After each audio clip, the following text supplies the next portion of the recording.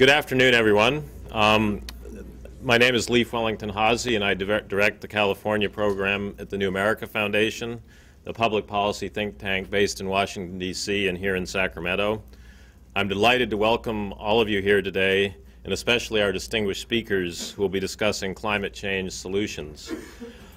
First in the center, my colleague Terry Tamminen, rhetorically as well as actually, Cullman Senior Fellow for Climate Change and Director of the Climate Policy Program at New America, based in Santa Monica. And to his right, or just until recently to his right, David Crane, Special Advisor to Governor Arnold Schwarzenegger for Jobs and Economic Growth. He's just back from meeting, and here he is trying to resolve another little ongoing problem, California's budget impasse. As most of you know, Terry was formerly the head of California's Environmental Protection Agency and Cabinet Secretary and Chief Policy Advisor to Governor Schwarzenegger. He was a principal architect of AB 32, the Global Warming Solutions Act of 2006, the landmark bill that proposes to cut California's greenhouse gas emissions by 25% by the year 2020. He's also the author of Lives Per Gallon, The True Cost of Our Addiction to Oil, as well as numerous articles, and Terry's involved in more ongoing projects than can be described in a day, an hour, a week. I encourage you to visit New America's website and www.terrytamminen.com for more details. Terry founded the climate change program at New America out of the conviction that actively engaging other states and localities to confront climate change and to take action in the absence of a true national program is indispensable for making the necessary cuts to greenhouse gas emissions, following, one might say, the old adage of Benjamin Franklin, that if we don't hang together, we surely will hang separately. His talk today will be a progress report on those efforts and will, I'm sure, touch on the timely issues with the implementation of AB 32, such as the scoping plan released by the Air Resources Board late last month. And as you're also aware, the stakes for business in a world that attempts to decouple emissions growth from economic growth are enormous. David Crane, who spent over 2 decades in the private sector as an investment banker and successful businessman, will focus on the opportunities and challenges for business as the state and the world move toward a low-carbon landscape. And after their talks, which will be about 15 minutes each, we'll move on to questions and what I hope is a controlled intellectual free-for-all. And to assist with that, we have our Irvine Senior Fellow, Joe Matthews, who's a former political correspondent at the Los Angeles Times, to shake things up. So thank you all. Join me in welcoming our distinguished speakers, and welcome Terry Tamminen. Thank you, Leif. Very nicely done. Can everybody hear? Good.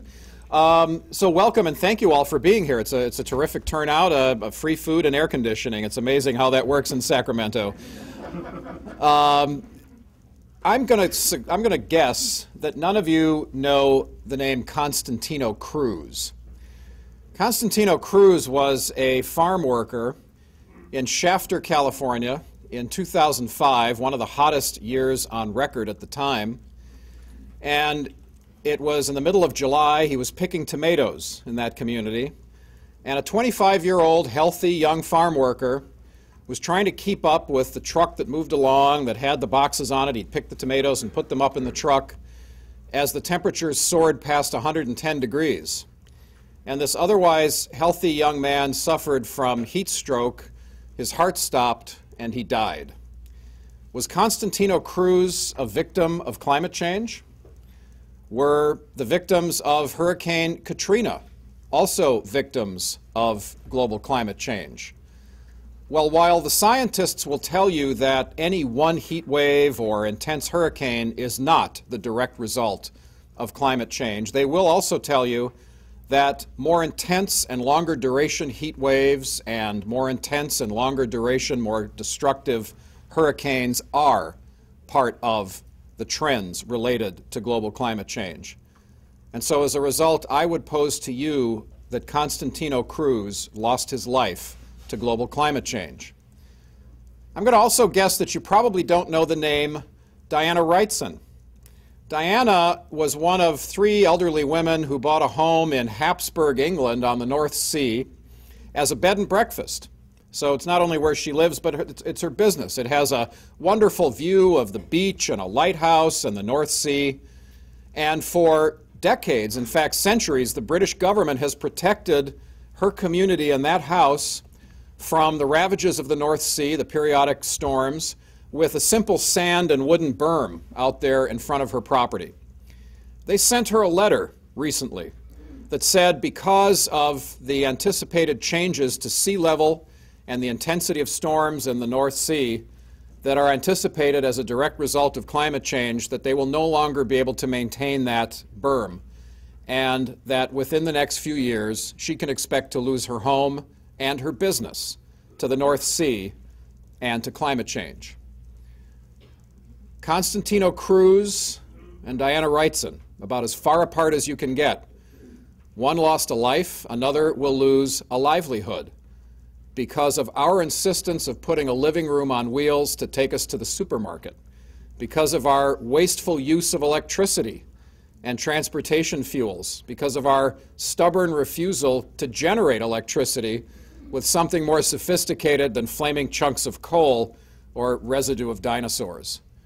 So make no mistake, we're going to talk today in policy terms, in economic terms, but there are human terms to this climate crisis, and that's something that none of us can ever forget when we talk about the cost-benefit analysis. So with that sober introduction, let me give you a little sense of hope.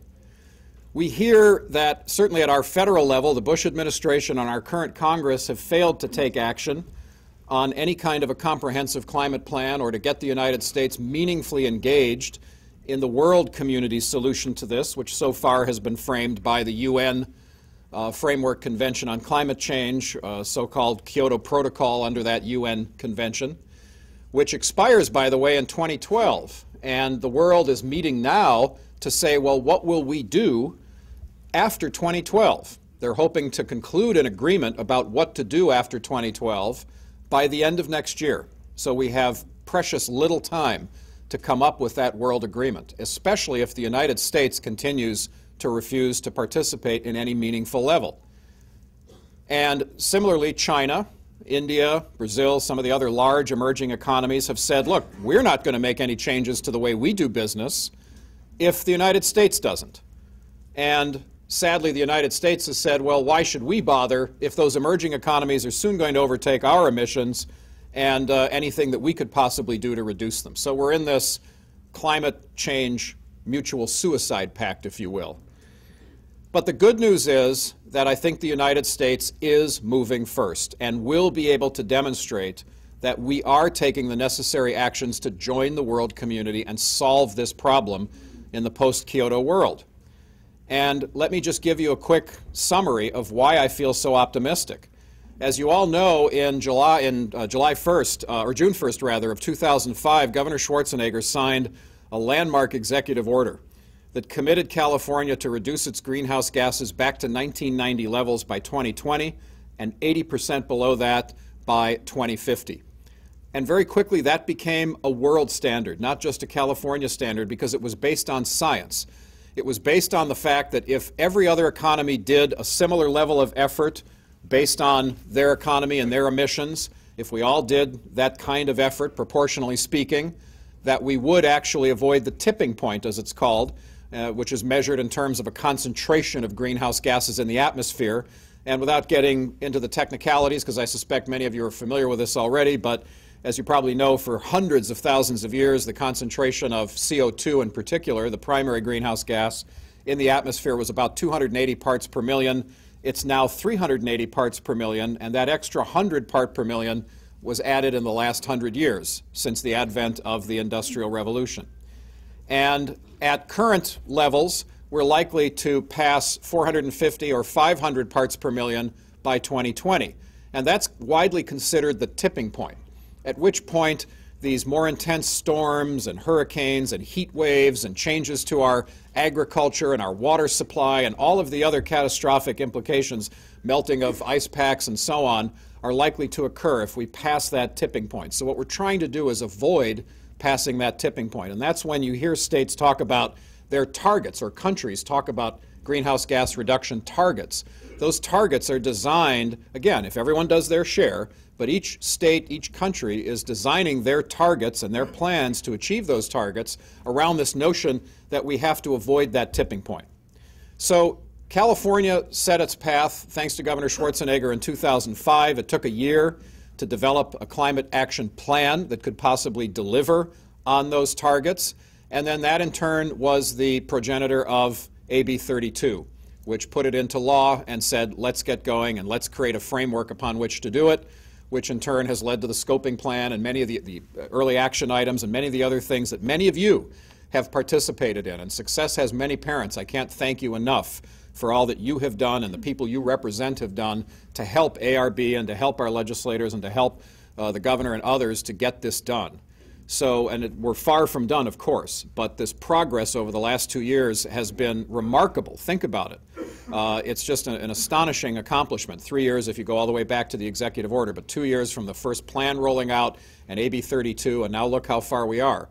Well, when California passed AB 32, there were only 3 states in the nation, including California, that had comprehensive climate action plans around those kinds of reductions I mentioned that would be the equivalent of what those states would do if they were separate countries under the UN Kyoto Protocol. And only 1 state, California, had codified those ideas. Now, 18 months later, 33 states have or are in the process of completing comprehensive climate action plans similar to California's, similar to what nations of the world are doing under Kyoto. 10 of them have put them into law. I predict that about 6 more, 7 more will do so by this time next year, so that by the time the seats are warm in the new administration in Washington and the new Congress in Washington, a majority of the U.S. population will live in a state that has already taken action, binding action, to reduce its greenhouse gas footprint comparable to what they would do if they were separate countries under Kyoto. That gives us something. Yes, go ahead, applaud that. Because what you're doing is applauding yourself. The fact that you as Californians supported that, the fact that you as advocates and government officials and business leaders and so forth, all the different constituencies that you represent, because you are part of a California trend that has now swept the country. And it's visible at Yale this past April when 25 governors signed a declaration that laid out essentially the California Climate Plan and Energy Efficiency Plan to the federal government and said, federal government, as you think about doing this at the federal level, here's what you should do. And even more action will be coming in the coming months from this growing coalition of states that gets it, that understands it, and understands our obligations.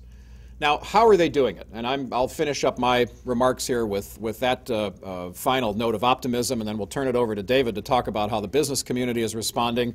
And before we get to question and discussion, we'll ask Joe to talk about what he sees as a reporter and now a fellow with New America from the press and from the media, and how people are responding to this individually. But how are they doing it? Well, low-tech PowerPoint. Everybody just take your left hand and hold it out like this, with your forefinger up and your thumb going down. Okay, and now if you just kind of look at that in front of you, you can just look at it in front of you. This is your low-tech PowerPoint. This is the trend of greenhouse gases going up, business as usual. And this is where they need to go, and this is 2050 down here. So this looks pretty daunting. It's called the Princeton wedges, not Terry's hand. It's called the Princeton wedges because the good news is that there are little wedges within this big wedge. Things like the fact that California will have 1/3 of its energy from renewables by 2020. That means we are already programmed on a path to reduce our greenhouse gases from the electricity sector. And of those 33 states I mentioned, 32 have very aggressive renewable portfolio standards like California's. Some, like Maryland, have recently been beefed up even more. So when you factor that into this business as usual, you actually get to bring that top finger down about like that. Now, California led in yet another way. The so-called Pavley tailpipe standards, AB 1493 of a few years ago, which we had to fight in the courts to win the right to implement in terms of cars and their efficiency and reducing greenhouse gases. 14 states adopt it. Others around the world have modeled after it. We're fighting the current administration over that, but although that's probably a lost battle, we know that in the next administration, we think no matter who gets elected, we will be granted that waiver, that opportunity to implement this. And if 1493 is implemented, you get to bring this thing down a little bit further. And energy efficiency. The average American uses 12,000 kilowatt hours of electricity per person per year. The average Californian, 6,700. And that's because of our decoupling of utilities' profits from how much electricity they sell, incentivizing them to actually put money into energy efficiency programs and to get that old refrigerator out of your garage and get that old air conditioner and replace it quickly with one that's more efficient, which ties into what our Energy Commission and others have done to set energy efficiency standards for appliances and buildings and so on. And you all know we live in California where we love our flat panel TVs and our jacuzzis and our air conditioners in the desert. So it's not that we don't have a great lifestyle, it's that we've learned how to be more efficient. And every other state in the nation, as I go Johnny Appleseed this stuff, they say, how did you do it? We want to copy it here. And those 33 states that are copying our climate plan, same thing. And if they all get to be as energy efficient as we are, you get to bring this down further. So the good news is all of these plans have real meaning. And of course, most of these states are also connected in regional cap and trade programs and through the International Carbon Action Partnership, something that we created in Brussels last October. Those regional cap and trade programs will be connected to the European trading system that already exists, so we'll have a truly global carbon market within the next 2 years. And once again, on this notion that the U.S. isn't doing anything, well, guess what? The first of the 3 regional cap and trade programs in the U.S., the RGGI as it's called in the northeastern states, starts trading carbon in September. So we are on the march. That's the good news.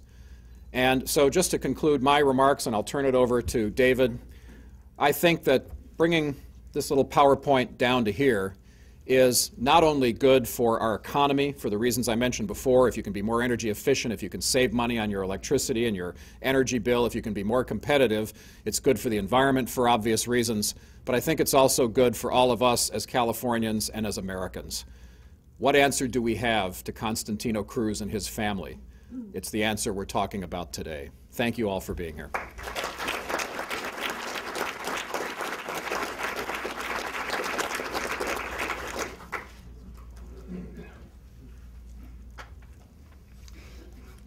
My luck. I get to follow Terry Tamminen to the podium. Memo for the next conference. I go first. So this morning I asked myself what I was going to say today. My remarks are supposed to be about what businesses and companies are doing in response to the changes that Terry just discussed and talked about and the policies that are being implemented. And I immediately was struck by Montaigne's comment, or a supposed comment, que sais-je, what know I? And I decided to divide my remarks into 2 categories. Those things that I think I know, and those things that I'm virtually certain I don't know. This is what I know. The worldwide energy market is over $6 trillion a year. Unless the price of oil falls too low, which is not a concern many people have now, it is a concern that I actually have, that $6 trillion worldwide energy market is going to be transformed relatively quickly, and it's certainly the greatest opportunity in human history up to this point. Another thing I know is that governments are the least qualified entity to pick the winners in that transformation. If you go back and look 30 years ago to the statistics that governments put out to delineate the various categories in California's economy, and you go back to prognosticators 30 years ago and ask them what California's economy was going to look like, you'll notice that one category, information, is not even a category 30 years ago. Today it's over 7%, and I'm just talking about software, 7% of California's economy. I don't think government officials are particularly well positioned to predict the future. I don't think hardly anybody is in a good position to predict the future, but I'm virtually certain government officials are not. What I also think I know is that governments should instead create the environment, the petri dish, if you will, in which this transformation happens. We should paint the lines on the playing field and let markets and consumers and competitors determine the victors on that field. Our goal is that the transformation happens, that it happens at the lowest cost, the fastest pace, and with the greatest job and wealth creation. Another thing that I think I know is that the best tools that government has available to achieve that tend to be demand-oriented, at least a government like California, which is one of the largest economies in the world, and not supply-oriented, which has to do more with providing capital to a market that already has a lot of capital. By way of comparison, people get excited about the amount of venture capital that has gone into the new clean energy field that's seeking to penetrate this $6 trillion a year market. And that venture capital amount is a sizable figure, $1, $2, $3 billion a year. But oil companies last year bought back $50 billion worth of their own stock. And this is a $6 trillion market. So capital is not the issue.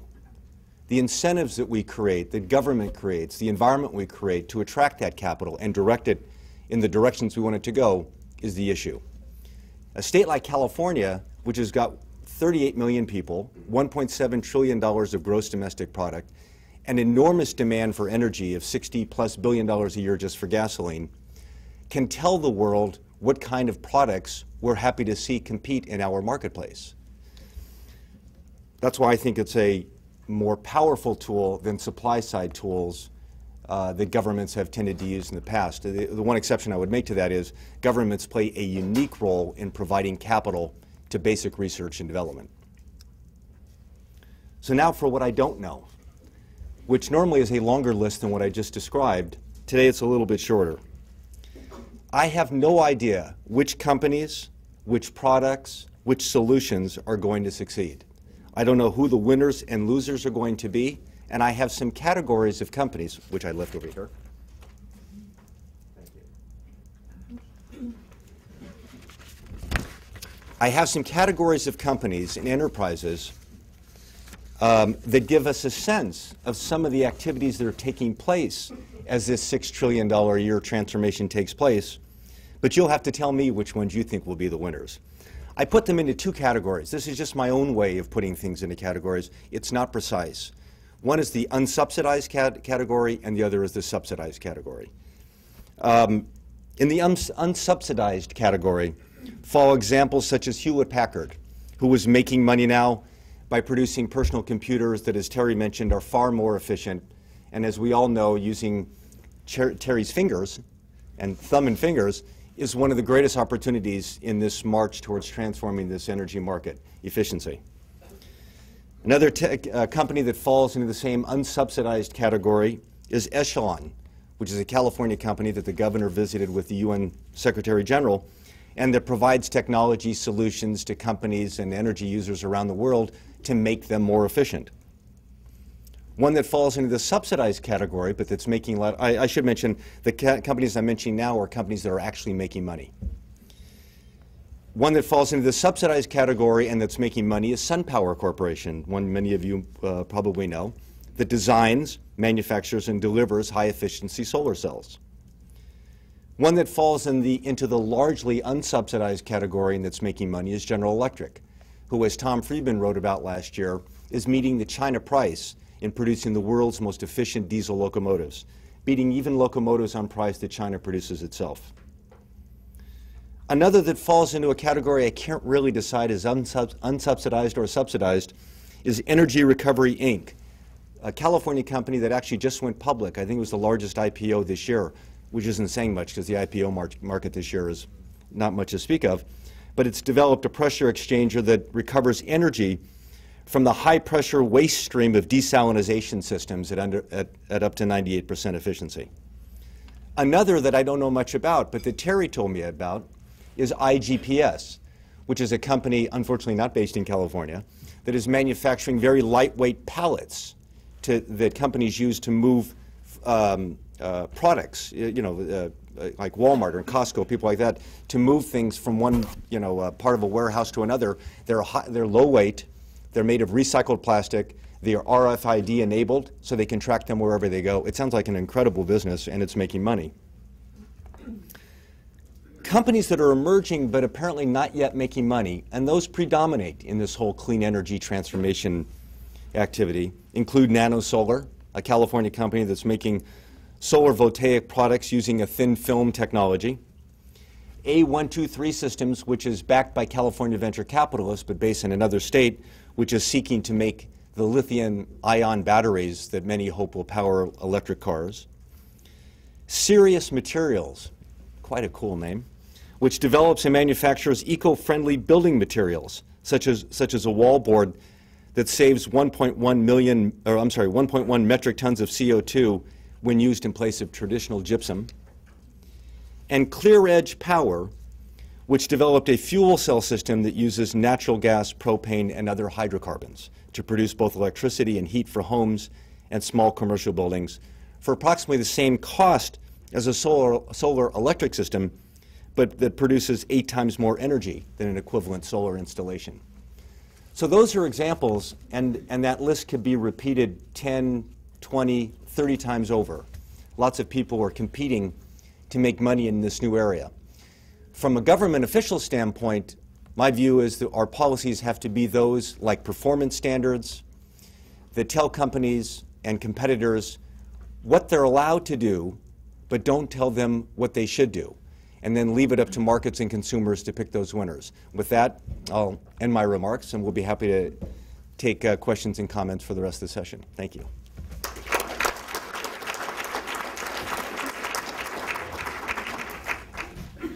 All right. Well, two people are very difficult to follow, which is thanks for having me.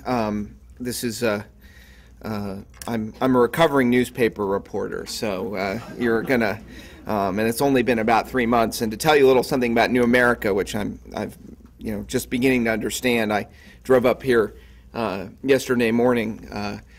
Thinking I was going to come and sit where all of you are sitting and listen and learn something. And I actually showed my face in the Sacramento office this morning for the first time, and I think within about 5 minutes I was drafted by Terry into this. So I'm going to make I'm no expert on climate change, but I want to just make a small political point, something to think about.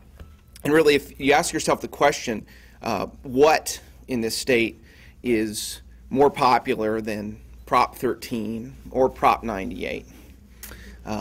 What is more popular, in fact, than the idea in Los Angeles, according to an LATimes.com poll, of the Lakers adding a rebounder in the offseason? And the answer to that is, according to PPIC and some other polling, AB 32. It's that popular. It's in the upper 70s and low 80s in terms of what people think of it. And I would argue that something that popular, in fact, AB 32 may be so popular, and the idea of fighting climate change is so popular, it may actually be dangerous to the cause of doing it. I think as we go through a couple of political seasons, this one nationally and in a lot of local legislative races, and even more as we look towards the race for governor in 2010, which seems to be beginning to be with us even now.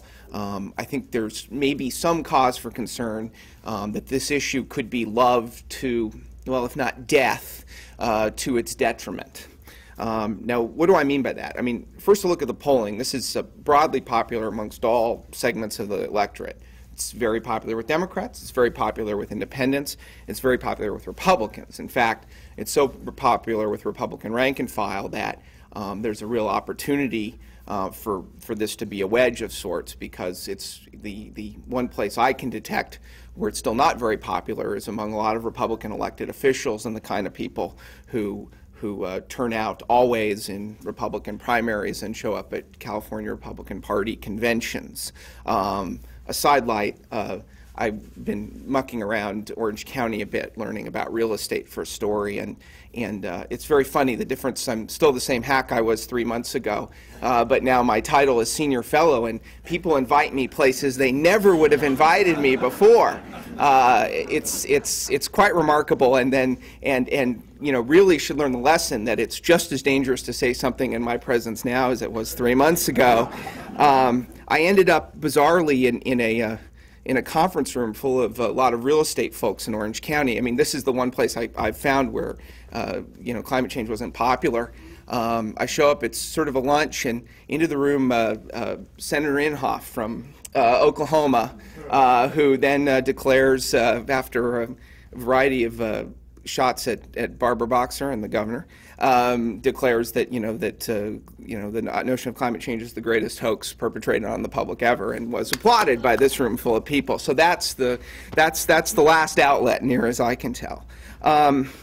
So what's the problem with something being this popular? I mean, things look very good. You've got a business community that seems to be moving towards implementation, though wants to fight very hard on the cost issue, and that may be healthy. Having people sort of engaged and trying to reduce the cost of implementation, could be a very healthy and good thing. That seems good. Having people, being very interested in this issue engaged is a good thing. So, Matthews, why are you, looking at a clear blue sky and seeing clouds? Well, here's the problem. The way it's the California system again. I spent a lot of time writing about and reporting on the initiative industry, and those are folks who are always looking for the next big score. I've been even doing some signature gathering myself as a reporting exercise, and there is more and more polling and more interest in that industry in this issue. For a couple reasons. There seems to be money around it. Maybe you could get someone to fund something you're doing. And I would also remind you that the nature of this governor's race in 2010 could be an invitation to see for people to file and sponsor initiatives that people could try to sort of move up timetables, change things, pose as people are going to be active in this issue on climate change. I mean, you have a wide open field on both sides. You have a lot of potential candidates. You have a media environment where it's harder and harder to get any attention. So the attraction of there's going to be a greater attraction to filing ballot measures as a communications and political tool. You have this thing which polls as well as chocolate and peanut butter together, right? So I think you're going to have a lot of this sort of political and initiative smog here to deal with, as well as the greenhouse gases. And that's something to think about and to worry about and to be prepared to confront, I think, in the next couple of years. Anyway, I think I will end on that little bit of thought and leave it to the guys who know what they're talking about on this issue. But anyway, thank you.